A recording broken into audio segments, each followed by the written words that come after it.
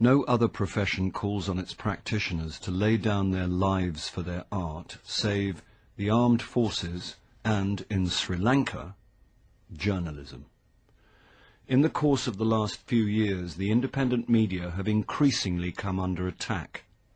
Electronic and print institutions have been burned, bombed, sealed and coerced. Countless journalists have been harassed, threatened and killed.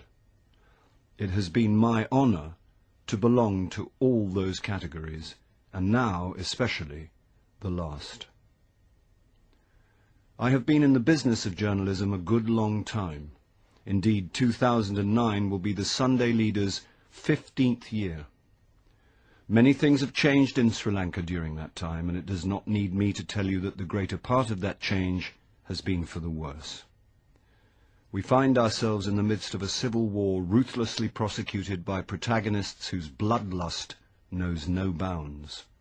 Terror, whether perpetrated by terrorists or the state, has become the order of the day. Indeed, murder has become the primary tool whereby the state seeks to control the organs of liberty.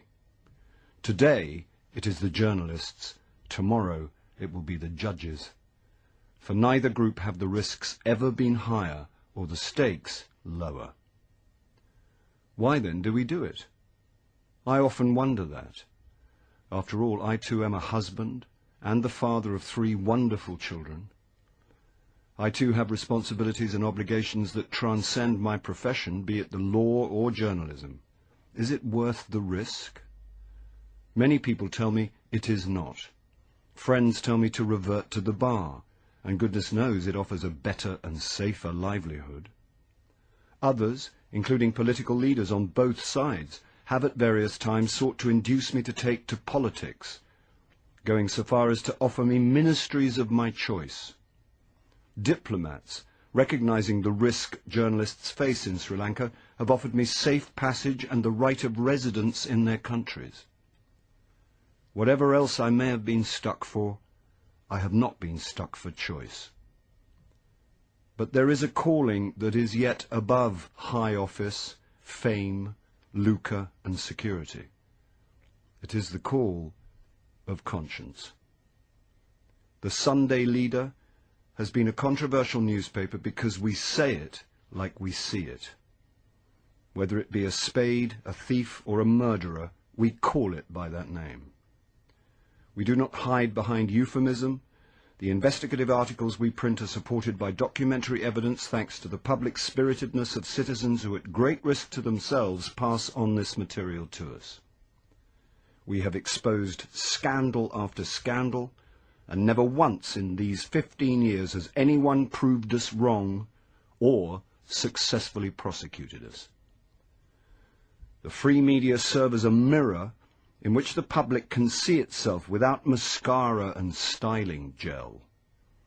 From us you learn the state of your nation, and especially its management by the people you elected to give your children a better future. Sometimes the image you see in that mirror is not a pleasant one. But while you may grumble in the privacy of your armchair, the journalists who hold the mirror up to you do so publicly and at great risk to themselves. That is our calling, and we do not shirk it. The Sunday Leader has never sought safety by unquestioningly articulating the majority view. Let's face it, that is the way to sell newspapers. On the contrary, as our opinion pieces over the years amply demonstrate, we often voice ideas that many people find distasteful.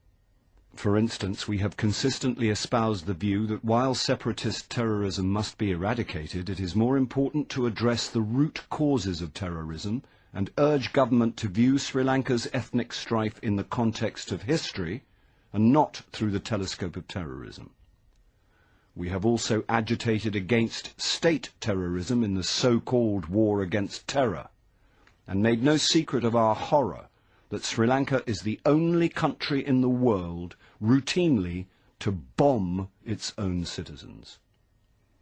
For these views we have been labelled traitors, and if this be treachery, we wear that label proudly.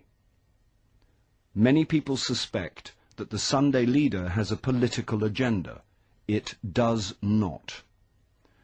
If we appear more critical of the government than of the opposition, it is only because we believe that, excuse cricketing argot, there is no point in bowling to the fielding side. Remember that for the few years of our existence in which the United National Party was in office, we proved to be the biggest thorn in its flesh, exposing excess and corruption wherever it occurred. Indeed, the stream of embarrassing expositions we published may well have served to precipitate the downfall of that government. Neither should our distaste for the war be interpreted to mean that we support the Tamil Tigers.